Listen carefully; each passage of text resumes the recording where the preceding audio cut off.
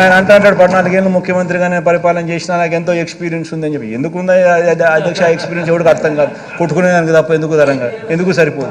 మాకేం ఎక్స్పీరియన్స్ లేకపోయినా కానీ ఈ రకమైన నెంబర్స్తో ఈ రకమైన ఫిగర్స్తో showcasing that how best we can ఈ మాదిరిగా ఎలా పరిపాలన చేయగలుగుతామని మేము చూపిస్తూ ఉన్నాం.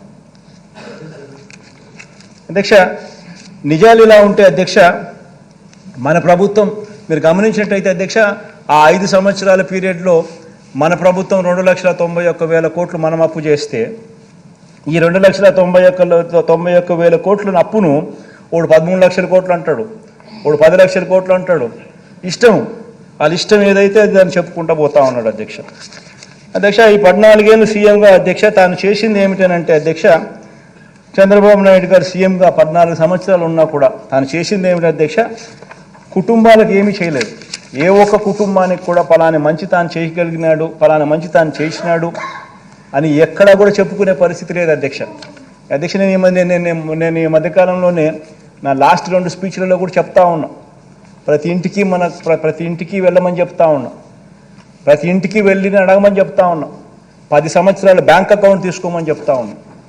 ఆ ఇంట్లో ఉన్న ఆ లబ్ధిదారుడు, ఆ ఇంట్లో ఉన్న ఆ అక్క చెల్లెమ్మలు 10 సంవత్సరాల వాళ్ళ బ్యాంక్ అకౌంట్ వాళ్ళే తీసుకుని, చంద్రబాబు నాయుడు 5 సంవత్సరాల బ్యాంక్ అకౌంట్ డీటెయిల్స్, మన 5 సంవత్సరాల మన పరిపాలనలో ఉన్న బ్యాంక్ అకౌంట్ డీటెయిల్స్ వాళ్ళనే చూడమని చెప్తా ఉన్నాం. చంద్రబాబు నాయుడు గారు 5 సంవత్సరాల కాలంలో కనీసం ₹1 అయినా వాళ్ళ బ్యాంక్ అకౌంట్కు చేరిందా అని చెప్పి వాళ్ళని అడగమని చెప్తా ఉన్నాం. అదే ఈ ప్రభుత్వ హయాంలో, మన ప్రభుత్వ హయాంలో ఎన్ని లక్షల రూపాయలు ఆ బ్యాంక్ అకౌంట్లో లేక డబ్బులు పడిందో వాళ్ళనే అడగమని చెప్తా ఉన్నాం, వాళ్ళనే గమనించమని అడుగుతాం. అధ్యక్ష, బాబు చేసిన ఆ అప్పుల్లో అధ్యక్ష, మరి అదే రాష్ట్రం అదే బడ్జెట్, అదే రాష్ట్రం అదే బడ్జెట్, కేవలం మారిందల్లా ఒక ముఖ్యమంత్రి మాత్రమే మారాడు అధ్యక్ష. మరి అదే రాష్ట్రం అదే బడ్జెట్ అయినప్పుడు కేవలం మారిందల్లా ఒక ముఖ్యమంత్రి మాత్రమే మార్పు మాత్రమే జరిగినప్పుడు, అప్పుల గ్రోత్ రేటు కూడా అప్పటికంటే ఇప్పుడు తక్కువ ఉన్నప్పుడు, మరి ఎందుకు ఈ ప్రభుత్వ హయాంలో ఎందుకు ఈ మాదిరిగా ప్రతి అక్కచెల్లెమ్మ కుటుంబానికి ఇంత మంచి జరిగింది? ఎందుకు గత 5 సంవత్సరాల్లో చంద్రబాబు నాయుడు గారి హయాంలో మనకన్నా ఎక్కువ అప్పులు చేసి కూడా, గ్రోత్ రేట్ ఆఫ్ అప్పులు మనకన్నా కూడా ఎక్కువ చేసి కూడా ఎందుకు చంద్రబాబు నాయుడు గారు చేయలేకపోయారు అని చెప్పి ప్రతి ఒక్కరూ కూడా ఆలోచన చేయాలని చెప్పి ఈ సభ ద్వారా ప్రజలందరినీ కూడా కోరుతా ఉన్నారు అధ్యక్ష. ఆ డబ్బులన్నీ ఎవరి జోబీలేకపోయాయి అని చెప్పి కూడా ప్రజలందరూ ఆలోచన చేయాలి అధ్యక్ష. ఈరోజు నేను గర్వంగా కూడా చెప్తా ఉన్నాను, ఆధార్ నెంబర్తో సహా బ్యాంక్ అకౌంట్ డీటెయిల్స్ సహా చెప్తా ఉన్నాను. 2,55,000 కోట్ల రూపాయలు ఎవరెవరికి ఇచ్చినాము, ఏ ఆధార్ నెంబరు, ఏం బ్యాంక్ అకౌంటు, ఏం డీటెయిల్స్ అని చెప్పగలుగుతా ఉన్నాం. మరి చంద్రబాబు నాయుడు గారి హయాంలో ఎందుకు చేయలేకపోయాడు? ఈ డబ్బులన్నీ ఎవరి జోబీ లేకపోయాయి? ఈనాడికి ఎంత పోయింది, ఆంధ్రజ్యోతికి ఎంత పోయింది, TV5కి ఎంత పోయింది, చంద్రబాబుకి ఎంత పోయింది, జన్మభూమి కమిటీస్కి ఎంత పోయింది, దత్తపుత్రుడికి ఎంత ఇచ్చినాడు? ఇవన్నీ కూడా ప్రజలు ఆలోచన చేయమని చెప్పి నేను కోరుతా ఉన్నాను అధ్యక్ష. అధ్యక్ష, మనం చేయని అప్పును మనం చేసినట్టుగా, తాను చేయని అభివృద్ధిని తానే చేసినట్టుగా మాట్లాడడం నిజంగా ఎంత మటుకు ధర్మం అని చెప్పి కూడా ఈ సందర్భంగా ఈ సభ ద్వారా నేను అడుగుతాను అధ్యక్ష. అధ్యక్ష, అంతటి ప్రతికూల పరిస్థితిలో కూడా అధ్యక్ష ఎంతో చిత్తశుద్ధితో, ఎంతో పట్టుదలతో, ఎంతో నిబద్ధతతో అధ్యక్ష రాష్ట్రంలో రైతన్నలకు, రాష్ట్రంలో పిల్లలకు, రాష్ట్రంలో అక్కచెల్లెమ్మలకు, రాష్ట్రంలో అవ్వాతాతలకు, రాష్ట్రంలోని సామాజిక వర్గాల సంక్షేమం కోసం అడుగులు ఏ రకంగా ముందుకు వేశామో ఈ 5 సంవత్సరాల మన పరిపాలనే ఒక నిదర్శనంగా హిస్టరీ విల్ ఆల్వేస్ రిమెంబర్ అని చెప్పి కూడా ఈ సందర్భంగా నేను చెప్తాను.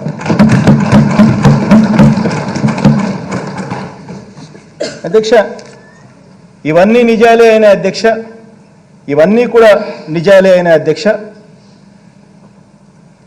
కేంద్ర ప్రభుత్వం నుంచి వస్తాయన్న నిధులు ఆశించినంతగా రాకపోయినా అధ్యక్ష, బాబు చేసిన వల్లమాలిన అప్పులను, ఆ అప్పులకు సంబంధించిన వడ్డీలు అసలు కట్టుకుంటూ కూడా అధ్యక్ష మరో వంక కోవిడ్ కారణంగా దాదాపు 2 ఆర్థిక సంవత్సరాలు పూర్తిగా ఆదాయాలు తగ్గి ఖర్చులు పెరిగిన పరిస్థితులు ఉన్నప్పటికీ అధ్యక్ష ఏ కారణము చూపించలేదు. ఇవన్నీ కారణాలు ఉన్నాయి అని చెప్పి ఎగరగొట్టడానికి అన్ని కారణాలు చూపించి ఏది కూడా ఎవరికి కూడా మంచి చేసే విషయంలో ఎక్కడా కూడా ఎగరగొట్టలేదు అధ్యక్ష.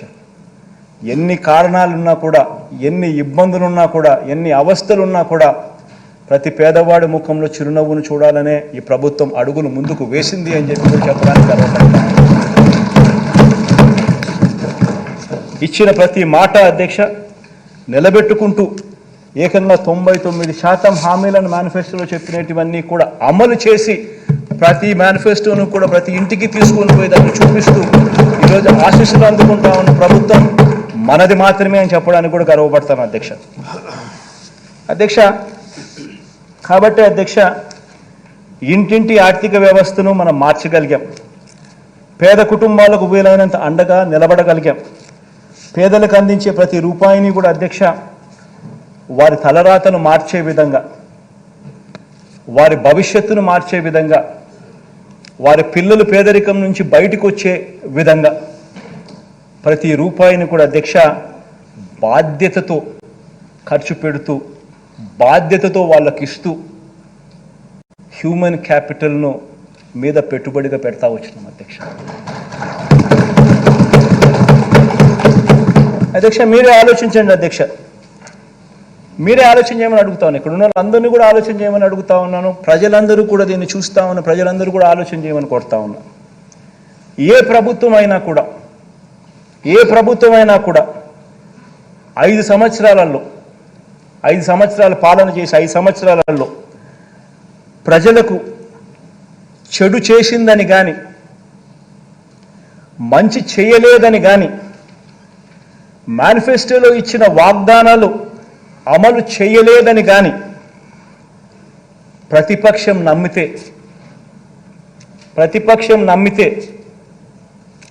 నిజంగా నమ్మితే అలాంటి పరిస్థితుల్లో అధికార పార్టీని ఎదుర్కోవడానికి ప్రతిపక్షాలన్నీ ఏకం కావాల్సిన అవసరం ఏముంది అధ్యక్ష?